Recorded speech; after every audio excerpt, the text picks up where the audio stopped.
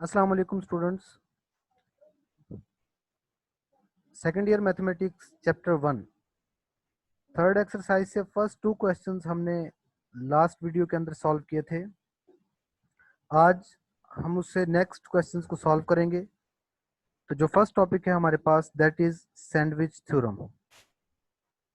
Sandwich theorem क्या है? Sandwich theorem की सबसे पहले स्टेटमेंट देख लें कि if f, g and h be functions such that f of x is less or equal to g of x less or equal to h of x, कि अगर हमारे पास थ्री फंक्शंस इस टाइप के हों कि दरमियान वाले फंक्शन की जो वैल्यू है वो h से जो है वो लेस हो या इक्वल हो और f से जो है वो ग्रेटर और इक्वल हो, तो फिर दरमियान में कहीं पे एक ऐसा पॉइंट आएगा कि ये हमारे पास ओवरऑल कंडीशन है for all numbers in some open interval containing c except possible c itself। इसका मतलब है कि किसी पॉइंट के अलावा बाकी तमाम पॉइंट पे ये कंडीशन होल्ड कर रही हो और उस पॉइंट पे क्या हो, उस पॉइंट के ऊपर हमारे पास f ऑफ x की वैल्यू एट c और h ऑफ x की वैल्यू एट c, यानी कि f limit x approaches to c f of x is equal to l और limit x approaches to c h of x is equal to l।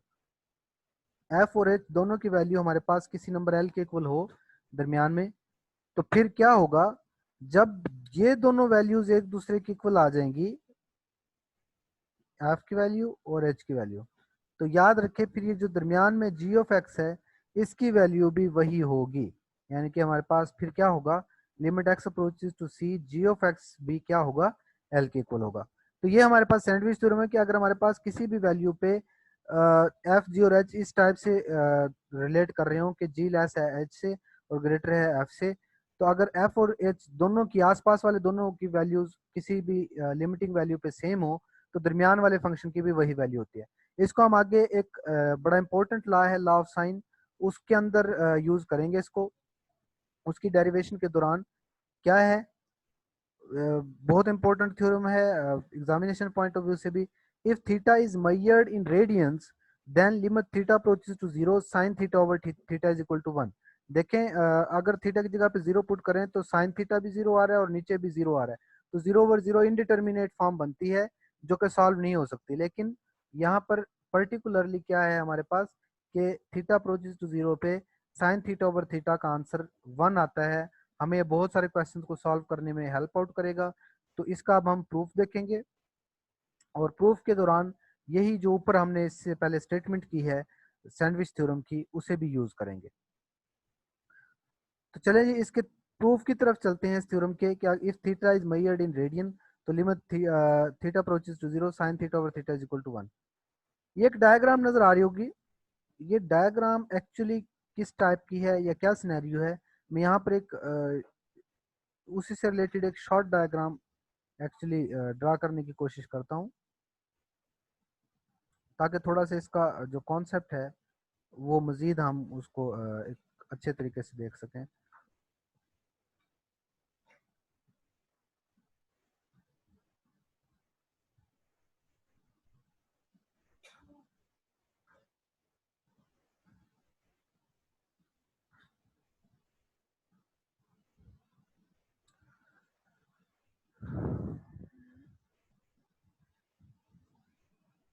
Okay, मैं इसको बल्कि थोड़ा सा तमाम चीज़ों को साथ साथ लेके चलता हूँ।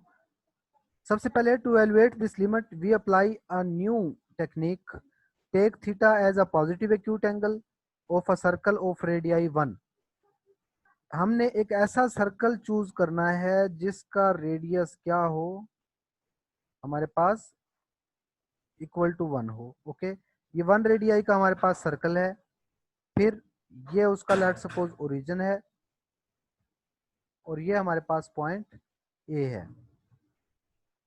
ओके, और एंगल जो थीटा बन रहा है वो थीटा किसके साथ बन रहा है, थीटा लेट सपोज यहाँ किसी ये मेरे पास ए पॉइंट से बी पॉइंट तक ऑब्जेक्ट ने जब ट्रेवल किया तो इस दौरान जो थीटा बना है वो ये वाला एंगल है, this angle is theta. Okay, अगर ये एंगल थीटा है, मैं इसको एंगल को थोड़ा सा यहाँ पे लिख लेता हूँ again, this angle is theta. Well, तो हमने क्या करना है, एक बात कंफर्म है कि अगर ये ओ ए रेडियस है तो ओ बी भी तो रेडियाई है, तो ओ ए की वैल्यू अगर 1 है तो ओ बी की वैल्यू भी क्या होगी, 1 होगी, क्योंकि दोनों रेडियाई हैं। तो यहाँ तक ये बात क्लियर हो गई है कि हमारे पास ओ ए और ओ बी दोनों की वैल्यू 1 है। वेल, उसके बाद in right triangle O C B, अब ये क्या काम किया है, यहाँ से मैं उसके सारे स्टेप्स बता देता हूँ आप लोगों को।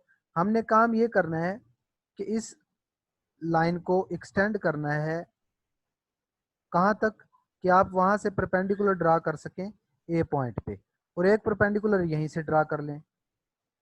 तो जो एक्सटेंड किया है आपने इस लाइन को, ओ बी को जो एक्सटेंड किया है, उस पॉइंट का आप नाम कहते हैं कि लेट सपोज हमने ओ बी को डी तक एक्सपेंड किया था, और बी से जो परपेंडिकुलर ड्रा करवाया था वो सी पॉइंट पे गिराया था। ओके, और इसी तरीके से हम क्या करते हैं, बी और ए को ज्वाइन भी कर देते हैं। तो अब हमारे पास टोटल 3 डिफरेंट रीजन्स बन गए हैं।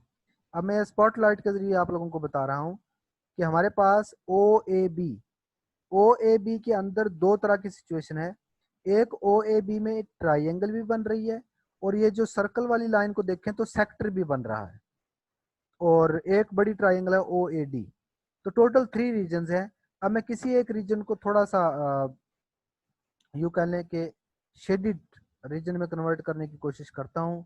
तो मैं यहाँ पर क्या कर लेता हूँ, इस सारे रीजन को एक दफ़ा थोड़ा सा शेडिड कर लेता हूँ, ताकि आइडिया हो जाए कि हम किस रीजन की बात कर रहे हैं। तो ये जो रीजन है जिसको अब मैंने शेड कर लिया है, तो देखें इस रीजन के अंदर मैं बाहर सर्कल तक नहीं गया, मैं सिर्फ इस लाइन तक शेड कर सका हूँ, इस लाइन तक। एक इससे बाहर लाइन थी, ये जो सर्कल की लाइन थी, जो कि यहाँ पे नजर आ रही होगी आप लोगों को, तो वो सेक्टर है।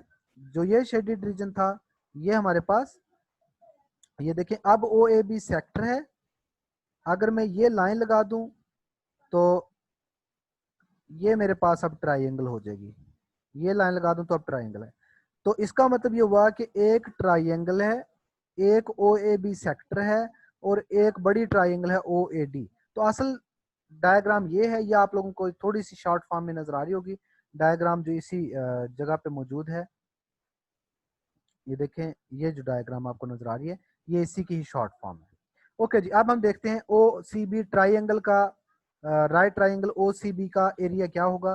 तो राइट ट्राइंगल का एरिया कैसा होता है, वो अगर आप लोग देखना चाहें तो हम ये कह सकते हैं कि 1/2, बल्कि यहाँ पर एरिया की बात नीचे की है उसने, पहले कुछ वैल्यूज फाइंड आउट कर लिए हैं कि sine theta, right triangle OCB में साइन थीटा अगर आप लोग फाइंड आउट करना चाह रहे हैं, तो यहाँ पर साइन थीटा क्या होगा, परपेंडिकुलर ओवर हाइपोटेनियस।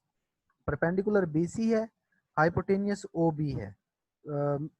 इस डायग्राम से भी आप लोग देख सकते हैं,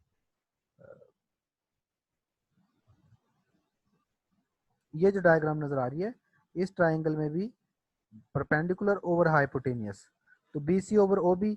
ओ बी की जो वैल्यू है, ये दरअसल मेरे पास रेडियस था जो कि 1 है, तो ओ बी की जगह पे 1, तो sine theta is equal to B C. इसकी रीजन है कि ये हम पहले वैसे इसमें फाइंड आउट कर रहे हैं, लेकिन एरिया फाइंड आउट करते हुए हमें इनकी जरूरत पड़ती है, तो आप डायरेक्ट यहाँ पे ये एरियाज फाइंड आउट करते हुए भी वैल्यू फाइंड आउट कर सकते थे। इसी तरह ये जो बड़ी ट्राइंगल है, उसमें आप लोगों को सिर्फ बेस का पता है, और परपेंडिकुलर की वैल्यू आप लोग फाइंड आउट करना चाहते हैं, तो क्या करेंगे, बेस ओवर परपेंडिकुलर, आप लोगों के पास परपेंडिकुलर ओवर बेस जो होता है वो टेन थीटा होता है, तो बेस की वैल्यू ओ ए जो है वो 1 है, क्योंकि तो tan theta is equal to A D. तो मैंने दोनों जो वर्टिकल लाइंस हैं, एक बी सी और ए डी, उनकी वैल्यूज फाइंड आउट कर ली। अब फायदा क्या होगा, मैं तीनों का ही, पहले इस अंतर वाली ट्राइंगल का, फिर सेक्टर, ये जो गोल रीजन है, मतलब मेरे पास अब सिचुएशन ये है कि एक मेरे पास ओ ए ओ बी, ये वाली ट्राइंगल है जिसके अंदर ओ ए और बी इस टाइप के हैं, ये वाली जो ट्राइंगल आपको नजर आ रही है, और इसके अंदर हमारे पास एक दरमियान में लाइन जरूर है, लेकिन बी सी, लेकिन हम बात कर रहे हैं overall O A B triangle की, ये वाले ट्राइंगल अंदर। एक उसके बाद एक और रीजन बन रहा है जो इससे थोड़ा सा बड़ा है, ओ ए ओ बी, और साइड में क्या है, फिर साइड में हमारे पास यूं सर्कुलर लाइन है, तो ये जो मेरे पास चीज बनती है ओ ए बी, ये मेरे पास सेक्टर है, ये जाहिर है उस ट्राइंगल से थोड़ा सा बड़ा है, और एक फिर सबसे बड़ी ट्राइंगल ओ ए डी है। तो सबसे पहले मैं एरिया ट्राइंगल का निकाल रहा हूँ अंदर वाली का। तो ट्राइंगल का एरिया होता है 1/2 बेस, बेस इसकी ओ ए है और परपेंडिकुलर बी सी है। बी सी की वैल्यू परपेंडिकुलर की हम पहले निकाल चुके हैं जो कि साइन थीटा है। साइन थीटा लिख लिए, ओ ए 1 होता है, तो इसका मतलब सबसे छोटी ट्राइंगल का एरिया आ गया 1/2 साइन थीटा। फिर ओ ए बी सेक्टर का, अब यहाँ पे वर्ड सेक्टर यूज किया है, तो सेक्टर ये है, मतलब ट्राइंगल यहाँ तक थी, तो सेक्टर इससे थोड़ा सा बड़ा था जो कि कर्व शेप में था। और सेक्टर के area first year 9th chapter में हमने किया था, वो होता है हाफ आर स्क्वायर थीटा। अब रेडियस 1 है तो हाफ थीटा आ गया। सबसे बड़ी triangle 1/2 perpendicular O A over base C, तो O A into A D, actually O A into, हाँ ठीक है, उसने बेस पहले लिख लिया, परपेंडिकुलर बाद में लिखा है। ओ ए की वैल्यू मेरे पास 1 है और ए डी की वैल्यू टेन थीटा हम पहले निकाल चुके हैं। तो तीनों के एरियाज आ गए हैं मेरे पास। अब जब तीनों के एरियाज आ गए तो अब हम फिर वही कंपैरिजन करेंगे कि हमारे पास इस ट्राइंगल के अंदर ट्राइंगल ओ ए बी सबसे छोटी है, फिर उससे बड़ा सेक्टर है, फिर उससे बड़ा हमारे पास ओ ए डी ट्राइंगल है। तो इसका एरिया जो है दूसरे से छोटा होगा और दूसरे का एरिया तीसरे से, मतलब area of O A B का एरिया सेक्टर से कम और सेक्टर का एरिया बड़ी ट्राइंगल से कम। ये बड़ी इंपॉर्टेंट लाइन है। तीनों के एरियाज को लिख लिया, तीनों के नीचे 2 है तो आप तब सबको 2 से मल्टीप्लाई कर लें, साइन पे भी डिवाइड कर लें। तो 2 से मल्टीप्लाई और साइन थीटा से डिवाइड करने के बाद जो आप लोगों के पास वैल्यू बचती हैं वो क्या बची हैं, ये बच गई हैं 1 less than theta over sine theta less than 1 over cos theta. मुझे चाहिए साइन थीटा ओवर थीटा की वैल्यू, तो आप रेसिप्रोकल जब लेंगे तो ये लेस देन के जो साइन है वो ग्रेटर में क्या हो जाएंगे, कन्वर्ट हो जाएंगे। तो फिर मैं कॉस को अगर पहले ही लिखना चाहूँ तो कॉस थीटा पहले आ जाएगा less than sign theta over theta less than 1। अब इस पे जब थीटा अप्रोचेस टू 0 अप्लाई करते हैं तो थीटा अप्रोचेस टू 0 पे कॉस थीटा भी 1 हो जाता है और थीटा अप्रोचेस टू 0 पे 1 भी 1 है। इसका मतलब ये हुआ कि जब theta approaches to 0 limit apply करवाई जाती है तो इस लिमिट पे ये वाली वैल्यू और ये वाली वैल्यू सेम आंसर देती हैं, और क्या आंसर देती हैं, 1। और हमने सैंडविच थ्योरम की जो इससे पहले हमने डेफिनेशन की थी, वो डेफिनेशन ये कहती थी कि जब किसी भी लिमिटिंग वैल्यू पे एफ जी और एच इस टाइप से मौजूद हों, इनको हमने सैंडविच थ्योरम के अंदर यूं नाम दिया हुआ था कि एफ जी और एच ये मौजूद हों और किसी भी लिमिटिंग वैल्यू पे एफ और एच की वैल्यू सेम हो, तो फिर जी की भी वैल्यू वही होती है। तो अगर हमारे पास थीटा अप्रोचेस टू 0 पे इसकी वैल्यू और इसकी वैल्यू सेम है और 1 है, तो लिमिट थीटा अप्रोचेस टू 0 पे साइन थीटा की वैल्यू भी सेम होगी और क्या होगी, वही होगी जो इन दोनों के यानी कि 1। तो ये हमारे पास बड़ा इंपॉर्टेंट रिजल्ट है जिसको हम अपने क्वेश्चंस को सॉल्व करने के दौरान इस्तेमाल करेंगे। चलें जी, उसके बाद हम अपने क्वेश्चंस की तरफ चलते हैं जो हमने एक्सरसाइज के क्वेश्चंस करने हैं।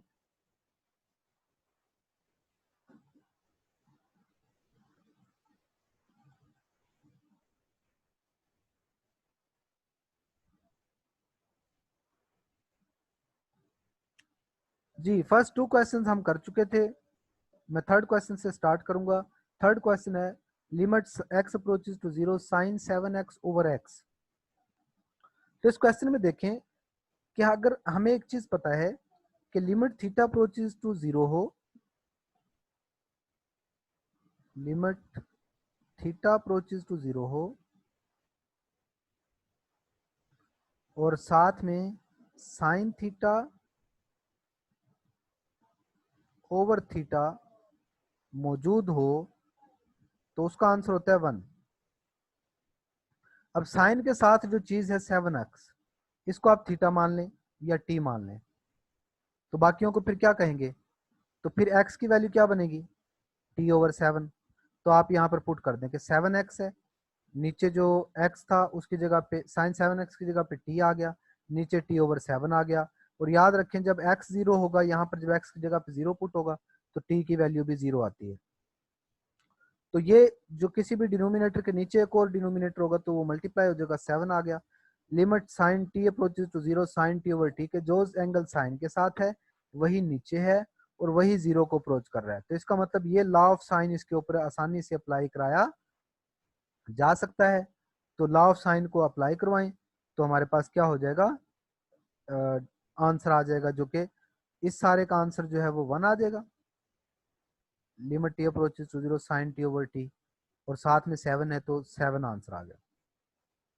इसकी अप्रोच दूसरी भी की जा सकती थी कि हम क्या करते, साइन के साथ जो एंगल नीचे वही होना चाहिए था, तो आप 7 से डिवाइड भी कर लें, 7 से मल्टीप्लाई भी कर लें। अच्छा, दूसरा काम क्या करते, x जीरो को अप्रोच कर रहा है तो 7x, जाहिर है जब हमारे पास x जीरो को अप्रोच कर रहा है तो 7x भी जीरो को अप्रोच करेगा। तो अगली लाइन में आप लिख सकते थे कि 7x approaches to zero sine 7x over 7x। तो इस सारे का आंसर क्या आ जाता हमारे पास, फिर इस सारे का आंसर 1 आ जाता, तो बाहर 7 मल्टीप्लाई हो रहा था। तो ये भी प्रोसीजर यूज किया जा सकता है, या जिससे ये किया हुआ है सब्स्टिट्यूशन से, ये भी काम किया जा सकता है। वेल, अब हम इसके बाद देखते हैं हमारे पास नेक्स्ट है question science x degree over x। अब याद रखें, ये जो फार्मूला जिसे हम कहते हैं कि limit theta approach zero sine theta over theta is equal to 1, तो इसको प्रूव करते हुए जब हमने देखा था तो उसके अंदर एक बात थी कि when theta is measured in radiance, यानी कि ये फार्मूला अप्लाई ही तब हो सकता है जब एंगल को रेडियंस में मेजर किया जाए। तो एंगल अब रेडियंस में तो नहीं है, ये तो डिग्री में है एक एंगल, तो हम डिग्री को रेडियन कन्वर्ट करने के लिए क्या करते हैं, पाई बाय 180 से मल्टीप्लाई कर देते हैं। तो एक्स डिग्री जो है वो पाई एक्स ओवर 180 बन गया। तो साइन के साथ एंगल आ गया पाई एक्स ओवर 180। हम चाहते हैं कि नीचे भी वही एंगल हो, तो उसका भी वही प्रोसीजर है कि पाई एक्स ओवर 180 को टी कह दें। तो एक्स की वैल्यू क्या आ जाएगी 180 टी ओवर पाई। तो साइन पाई एक्स ओवर 180 की जगह पे टी आ गया, साइन के साथ जो वैल्यू थी इस सारी की जगह पे क्या आ गया टी। तो नीचे जो x बच गया था, तो x की जगह पे x की जो वैल्यू आप लोगों की बनती है वो वैल्यू पुट कर दी, और limit x approaches to zero. अब लिमिट भी t की होनी चाहिए फिर साइन के साथ, अगर एंगल t का है तो। अच्छा, अगर एंगल हमारे पास साइन के साथ जो है वो t का है, तो अब हम क्या करते हैं,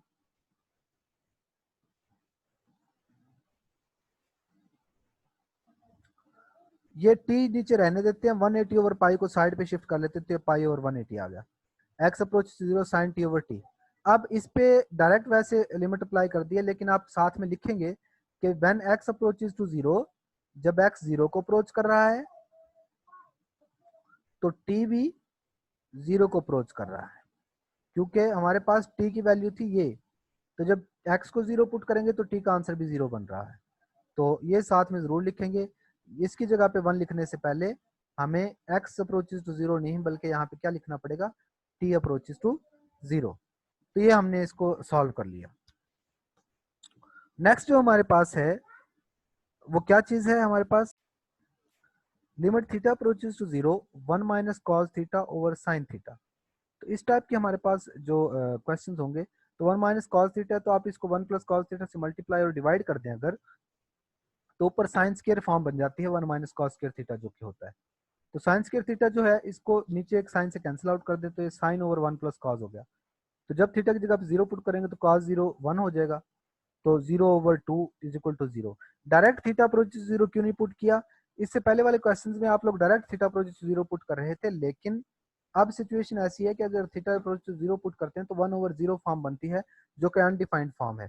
बल्कि 1 माइनस कॉस जीरो 1 होता है, तो 0/0 फॉर्म थी। तो 0/0 फॉर्म होने की वजह से हमने इसको डायरेक्ट सॉल्व नहीं किया, बल्कि इसको क्या कर लिया है, 1 प्लस कॉस थीटा से मल्टीप्लाई और डिवाइड करने के बाद फिर हमने इसको देखा है कि जो आंसर्स बनेंगे वो वैल्यूज लिख दी। Sine x over pi minus x, sine के साथ जो चीज़ है नीचे वही होनी चाहिए थी, तो हम इस एक्स की जगह पे या नीचे पाई माइनस एक्स की जगह क्या पुट कर लेते हैं, टी। पाई माइनस एक्स की जगह पे टी पुट हुआ तो एक्स की जगह पे पाई माइनस टी। इसका मतलब साइन के साथ एक्स था तो साइन के साथ पाई माइनस टी आ गया, नीचे पाई माइनस एक्स था तो टी आ गया। और जब एक्स पाई को अप्रोच कर रहा था, एक्स की जगह पे यहाँ पे पाई पुट करके देखें तो टी की वैल्यू जीरो बन रही है, तो लिमिट अप्लाई हो जाएगी टी अप्रोचेस टू जीरो। अब बाकी सारे मामला तो ठीक है, लेकिन साइन के साथ टी नहीं है, उसके बाद डायरेक्ट साइन टी लिख दिया। उसकी रीजन क्या है, उसकी रीजन ये है कि 11th आप लोगों ने 10th चैप्टर में फर्स्ट ईयर में ये किया था कि sine pi minus theta is equal to sine theta, second quadrant हो तो साइन एज इट इज आ जाता है, और पाई माइनस थीटा तो सेकंड क्वाड्रेंट और सेकंड में साइन पॉजिटिव होता है, साइन टी ओवर टी। तो ये, और जब इस पे सारे पे लिमिट अप्लाई होगी तो लॉ ऑफ साइन के मुताबिक इसका आंसर क्या आ जाएगा मेरे पास, 1 आ जाएगा। फर्दर हमारे पास एक और जो क्वेश्चन है वो क्या है, limit x approaches to zero sine a x over sine b x. तो जब इस पे लिमिट अप्लाई होगी, अब मेरे पास साइन ए एक्स के नीचे अगर ए एक्स हो तो मैं इस पे लिमिट अप्लाई कर सकता हूँ लॉ ऑफ साइन। तो मैं क्या करता हूँ, साइन ए एक्स को सेपरेट और 1 ओवर साइन बी एक्स को सेपरेट। साइन एक्स वाली टर्म को एक्स से मल्टीप्लाई भी कर लेता हूँ, डिवाइड भी कर लेता हूँ, साइन बी एक्स वाली टर्म को भी बी एक्स से मल्टीप्लाई और डिवाइड कर लेते हैं। अब साइन ए एक्स के नीचे ए एक्स को, इस ए एक्स को आप लोग जो है वो साइड पे ले जाएं, नीचे साइन ए एक्स के साथ इन दोनों को इकट्ठा अटैच कर दें, एक ए एक्स साइड पे बच जाएगा। इसी तरह बी एक्स के साथ, अब एक्स जो साइड पे टर्म्स बची हैं उनके एक्स को आप लोग क्या करें, कैंसिल आउट कर लें, इस एक्स को और इस एक्स को, तो ए ओवर बी बच गया, ये कांस्टेंट है बाहर चला जाएगा। अब जब एक्स जीरो को अप्रोच कर रहा है तो ए एक्स भी जीरो को अप्रोच करेगा, एक्स जब जीरो को अप्रोच कर रहा है तो बी एक्स भी जीरो को अप्रोच करेगा। तो हमारे पास फिर क्या होगा, फिर अब सिचुएशन ये आ गई कि इसका आंसर भी 1 बन रहा है और इसका आंसर भी 1 बन रहा है, तो ए ओवर बी इसका फाइनल आंसर आ जाएगा। तो यही टेक्निक हम यूज कर सकते हैं नेक्स्ट क्वेश्चन पे भी। देखते हैं नेक्स्ट क्वेश्चन क्या है हमारे पास।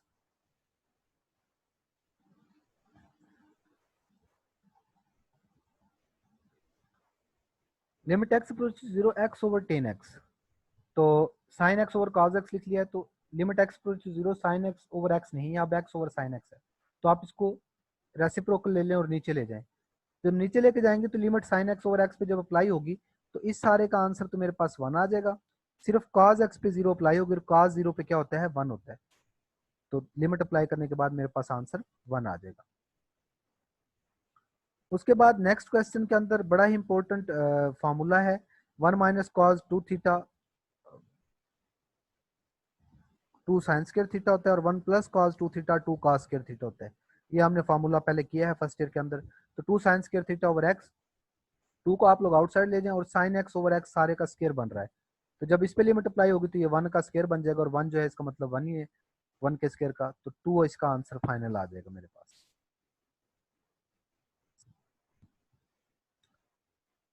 ओके, नेक्स्ट हमारे पास sine square theta over theta है। एक साइन थीटा को सेपरेट कर लें और साइन थीटा ओवर थीटा के ऊपर लिमिट अप्लाई करें, तो ये इसका आंसर 1 बन जाएगा पहले वाले पोर्शन का। दूसरे पे जब 0 अप्लाई होगी लिमिट तो वो 0, तो इसका ओवरऑल आंसर जो है वो 0 बन जाएगा।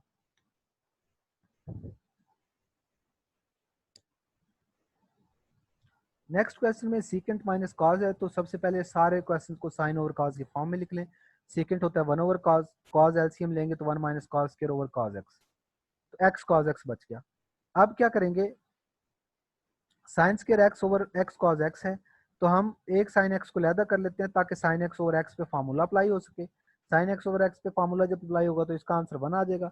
दूसरे साइन ओवर कॉज पे साइन एक्स की value x is equal to 0 पे 0 बन जाएगी और कॉस 0 1, तो 0 ओवर 1 का आंसर बनता है। यानी कि हम जो फार्मूला अप्लाई करवाते हैं या डायरेक्ट लिमिट पुट करने से पहले देखते हैं तो 0 ओवर 0 फॉर्म नहीं आनी चाहिए या इन्फिनिटी ओवर इन्फिनिटी फॉर्म नहीं आनी चाहिए, तो उसको सिंप्लीफाई करने के लिए हम कुछ और काम करते हैं, लेकिन यहाँ पर 0 आंसर आ रहा है तो ठीक है। तो हमारे पास 0 ओवर 1 है तो आंसर जो है वो 0 आ गया, डिफाइंड आंसर है। 1 माइनस कॉज थीटा, अभी आप लोगों को बताया था 1 minus cos 2 theta 2 sign square theta होता है, तो यहाँ पर थीटा 2 थीटा नहीं है तो पी थीटा है, तो उस जो एंगल कॉज के साथ होता है फार्मूले में यहाँ पे एंगल उसका हाफ होता है, हाफ एंगल फार्मूला लगा दिया, 2 sine square P theta over 2 2 sine square Q theta over 2। तो वही प्रोसीजर जैसे कि इसका साइन का स्क्वायर है तो पी थीटा ओवर 2 का स्क्वायर डिवाइड भी कर दें मल्टीप्लाई भी कर दें, ताकि इस sine square P theta over 2 के साथ ये P square P theta over 2 का स्क्वायर आ जाए, तो इस पे जब लिमिट अप्लाई होगी तो ये 1 बन जाएगा, ये पी थीटा स्क्वायर ओवर 2 और क्यू थीटा स्क्वायर ओवर 2 एक एक बच जाएंगे, उनमें थीटा जो है वो ओवरऑल कैंसिल आउट हो जाएगा। ये देखें क्वेश्चन में जाहिर है जब एक्स 0 को अप्रोच कर रहा है तो, बल्कि यहाँ पे एक्स नहीं होना चाहिए फिर थीटा होना चाहिए, यहाँ पे इसमें थोड़ी सी मिस्टेक है, एक्स अप्रोचेस टू 0 लिखा हुआ है, theta approaches to 0 basically, here theta approaches to 0। जब थीटा की जगह पे 0 पुट करेंगे तो पी थीटा ओवर 2 भी 0 को अप्रोच करेगा, तो यहाँ पे लिखना चाहिए हमें क्या चीज, ये याद रखें, ये आप लोगों ने मिस्टेक नहीं करनी। फार्मूला अप्लाई करने से पहले कहें कि अगर थीटा जीरो को अप्रोच कर रहा है तो पी थीटा ओवर टू भी जीरो को अप्रोच कर रहा है, क्यू थीटा ओवर टू भी जीरो को अप्रोच कर रहा है। तो फिर आप लोग इसका आंसर भी वन कह सकते हैं, इसका आंसर भी वन कह सकते हैं। तो p square theta square over four और q square theta square over four में theta square over four cancel out हो गए थे, तो p square over q square इसका फाइनल आंसर बच गया हमारे पास।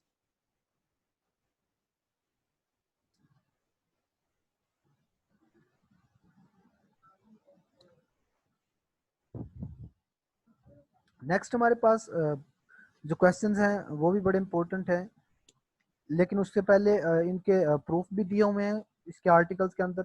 Limit n approaches to infinity one plus one over n whole power n, क्या अगर इन्फिनिटी को अप्रोच कर रहा तो one plus one over n whole power n e के इक्वल होता है, या limit x approaches to zero हो तो one plus x whole power one over x e के इक्वल होता है। और इसी तरीके से एक और फार्मूला है, limit x approach to zero a x minus one over x, ये लॉग ई ए के इक्वल होता है। ओके, इनको हम यूज करेंगे, बल्कि यहाँ पे उनके प्रूफ दिए हुए हैं। पहले वाला प्रूफ करने के लिए, बल्कि प्रूफ शायद सी का यहाँ पे किया हुआ है, ए एक्स माइनस वन वाले का। इन दोनों का प्रूफ भी वहां पर मौजूद है जो आप लोगों के पास बुक के पेजेस हैं, उनको भी अभी हम देख लेते हैं।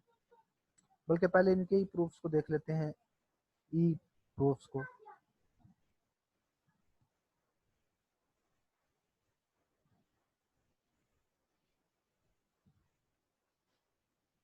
ये मेरे पास प्रूफ आ गए हैं। A plus b whole power n, उस पर बाइनोमियल फार्मूला लगाएंगे, ए पावर एन यानी कि one power n plus n into a power n minus one b. तो हमने बाइनोमियल फार्मूला इसके ऊपर अप्लाई करवा दिया है।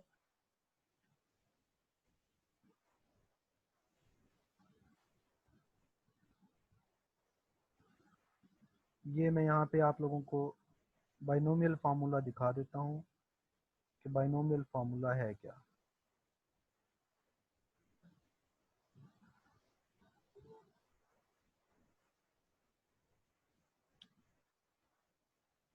वेल हमारे पास, मैं इसको ओपन करने की कोशिश कर रहा हूँ बैकग्राउंड में, फिर आप लोगों के साथ शेयर कर दूंगा मैं इसको।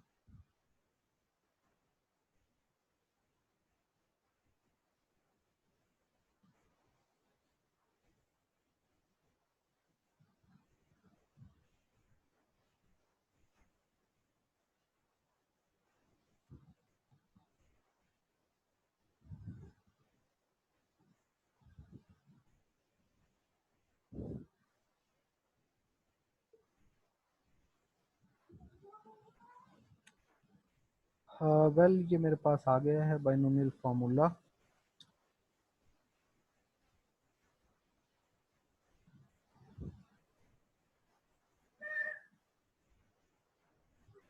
ओके जी, ये बाइनोमियल फार्मूला है a plus b whole power n के लिए, और हम जो फार्मूला यहाँ पर यूज कर रहे हैं वो ये वाला फार्मूला है।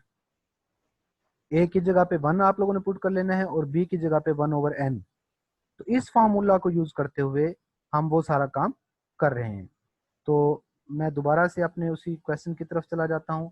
तो ये बाइनोमियल फार्मूले के मुताबिक उसकी एक्सपेंशन है, उसको जब सिंप्लीफाई करेंगे तो यहाँ पे एन कैंसिल आउट हो जाएगा, ये जो एन है इस एन के साथ, फिर एक एन यहाँ से कॉमन है, और इन एन माइनस वन इसमें से भी एन जब कॉमन लेंगे तो यहाँ पे वन रह जाएगा और यहाँ पे वन ओवर एन आ जाएगा। तो one minus one over n ये जो नजर आ रहा है, तो यहाँ पर एक और एन कॉमन आने से एन स्केयर हो गया था, तो एन स्केयर जो है वो इस एन स्केयर से कैंसिल आउट। इसी तरह इन तीनों में से एन कॉमन आएगा तो एन क्यूब, तो इस एन क्यूब से कैंसिल आउट और ये टर्म्स बचती जाएंगी। इसी तरीके से हमारे पास तमाम टर्म्स जो बचेंगी, जब n approaches to infinity apply करवाएंगे तो एन चूंकि सबके नीचे मौजूद है तो वो सारे टर्म जीरो हो जाएंगी। तो हमारे पास one one plus one over two factorial one over three factorial, इनके जब आंसर्स पुट करेंगे तो हमारे पास ऑलमोस्ट ये वाला आंसर आएगा, जो कि हमारे पास एक कांस्टेंट क्वांटिटी जिसका नाम है ई, उसके इक्वल बच जाएगा। तो ये हमारे पास जो है वो, इस वजह से हम कहते हैं कि इसका आंसर जो है वो ई के इक्वल होता है। ये कब था, जब limit x n approaches to infinity, यहाँ पे एक्स लिखा हुआ है बाई चांस, ये एन अप्रोचेज टू इन्फिनिटी है बेसिकली, इसको आप लोग करेक्ट कर लेंगे। इसी तरह अगर एक ही जगह यहाँ पर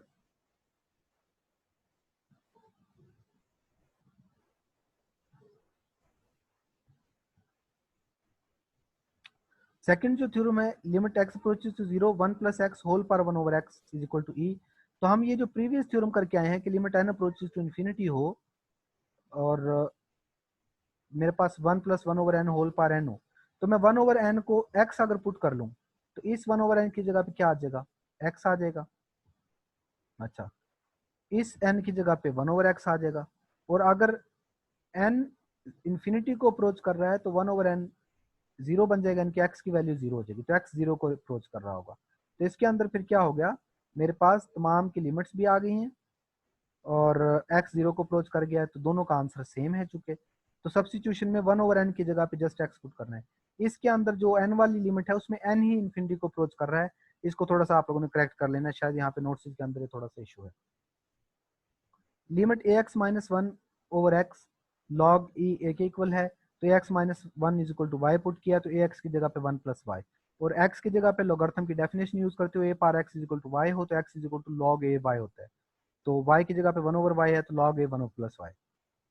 तो अब हम क्या करेंगे, a x minus one over x, तो जब x जीरो को अप्रोच करेगा, यहाँ पे x की जगह पे जीरो पुट करें तो a power zero one, one minus one zero, तो y जीरो को अप्रोच करेगा। पहली बात लिमिट चेंज कर ली, ए एक्स माइनस वन को हमने y के इक्वल पुट किया है। तो फिर हमने क्या किया है, ये मैं सबको बता देता हूँ कि x जीरो था, तो इसके इसी के अंदर आप x जीरो पुट करेंगे तो y is equal to zero बन गया, तो ये y की लिमिट चेंज होगी। ए एक्स माइनस वन की जगह पे y पुट कर दिया, x की जगह पे x की जो वैल्यू इस डेफिनेशन के मुताबिक बनती है वो यहाँ पे पुट कर दे। ओके जी, तो ये चीज बन गई। तो इस y को नीचे ले आए, one over Y log a one plus Y. यहाँ तक बात क्लियर है जी। फिर हम क्या करेंगे, फिर इसी से ही नेक्स्ट कंटिन्यू करते हैं हम, कि नेक्स्ट हमारे पास जो चीज होगी, वन ओवर लॉगरिथम में पहले अगर पावर आ जाए तो वो पावर ऊपर चली जाती है, one plus y whole power one over y. अब जब y अप्रोचेस टू जीरो इसके ऊपर अप्लाई होगी, तो अभी जो फॉर्मूला हमने किया था कि limit x approaches to zero, one plus x whole power one over x, तो इस सारे का आंसर e बन गया। तो log a e, और one over log a e किसके इक्वल होता है, जब रेसिप्रोकल में log हो तो बेस जो है वो आप लोगों के पास ऊपर आ जाती है और जो कोफिशिएंट है वो बेस में चला जाता है, तो log e a के इक्वल होता है। और अगर हम क्या करें, ए एक्स की जगह पे क्वेश्चन के अंदर ई एक्स कर दें, तो इस आंसर में भी लॉग ई ए की जगह पे लॉग ई ई, और बेस और कोफिशिएंट आपके पास सेम हो, तो फिर हमारे पास क्या आ जाता है, वन आ जाएगा मेरे पास, लॉग ई ई, उसका आंसर क्या होता है, वन होता है। वेल, ये तीनों के प्रूफ्स आ गए। हमने कहा था कि हम एक दफ़ा प्रूफ्स को देख लेते हैं, फिर अब हम यहाँ से कंटिन्यू करते हैं। हमारे पास अब वो फार्मूलाज आ चुके हैं, उन्हीं फार्मूलाज को यूज़ करेंगे। ये देखें, limit n approaches to infinity है, वन प्लस ओवर एन, तो पावर भी एन होनी चाहिए थी, तो मैं एन रख लेता हूँ और सारे की पावर टू कर देता हूँ। तो अंदर जो चीज़ बच गई है मेरे पास, उस सारे का आंसर ई बन रहा है, तो मेरे पास ई पार टू इसका आंसर आ जाएगा। सिमिलर यहाँ पे है हमारे पास, limit n approach to infinity, one plus one over n whole power n over two, तो मैं एन को रख लेता हूँ पावर ताकि फार्मूला अप्लाई हो जाए, और सारे की पावर वन ओवर टू रख लेता हूँ, तो अंदर जो चीज बचेगी उसका आंसर ई है, तो e power one over two. अच्छा, one minus one over n है, अब यहाँ पे माइनस आ गया है तो पावर में भी तो माइनस एन ही होना चाहिए, तो मैं पावर में माइनस एन लाने के लिए पावर में माइनस एन ले लेता हूँ, लेकिन सारे की पावर माइनस वन ले लेता हूँ ताकि minus into minus plus n ही बन जाए, तो ई पावर माइनस वन आ गया। तो इस तरीके से हमारे पास इन क्वेश्चन को भी सॉल्व किया जा सकता है। One plus one over three n है, तो पावर में भी थ्री एन होना चाहिए था, तो थ्री एन नहीं था तो आपने थ्री से मल्टीप्लाई भी कर लिया, डिवाइड भी कर लिया, तो थ्री एन को रख लें और बाकी सारे को ओवरऑल पावर में ले जाएं। तो यही प्रोसीजर यहाँ पे अडॉप्ट किया गया है। मैं इससे जो एक डिफरेंट क्वेश्चन है सिर्फ उसको करूंगा। ये जिस तरह one over two x square है, तो टू से मल्टीप्लाई और डिवाइड कर लें, तो one over two x square को लहदा रख लेंगे, तो और टू को ओवरऑल की पावर बना देंगे।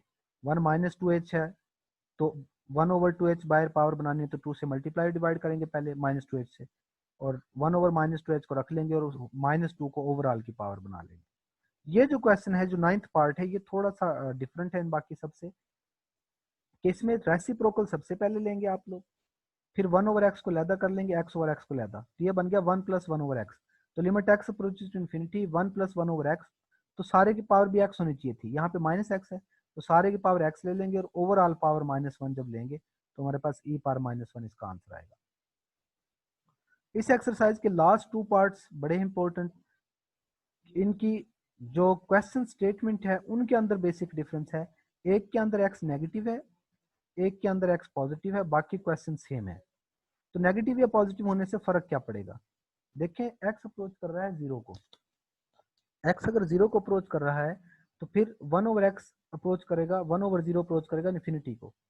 तो अगर तो एक्स हुआ नेगेटिव तो इसका मतलब ई पार माइनस इन्फिनिटी होगा। देखें, एक्स जब नेगेटिव है माइनस टी, तो जब एक्स जीरो को अप्रोच करेगा तो यहाँ पे t is equal to zero लिखने की जरूरत नहीं भी है, आप डायरेक्ट बता दें कि x is equal to minus t है, तो t positive, t approach to zero.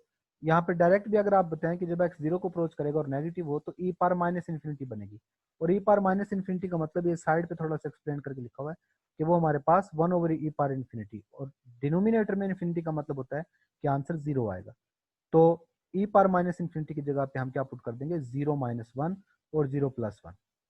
Okay, तो इस पे कोई आपको एक्स्ट्रा काम करने की जरूरत नहीं, x approach to zero apply करवाएं तो 1/0 इन्फिनिटी बनना था, लेकिन एक्स नेगेटिव की वजह से माइनस इन्फिनिटी बना, और माइनस इन्फिनिटी ई की अगर पावर हो तो वो जीरो के इक्वल होता है। लेकिन जो सेकंड पार्ट है वो इस लिहाज से इंपॉर्टेंट है कि जब आप उसके अंदर एक्स अगर पॉजिटिव हो और एक्स की जगह पे जब जीरो पुट करेंगे तो ई पार 1/0 ई पार इन्फिनिटी, तो आंसर ऊपर इन्फिनिटी बन रहा है, नीचे भी इन्फिनिटी बन रहा है।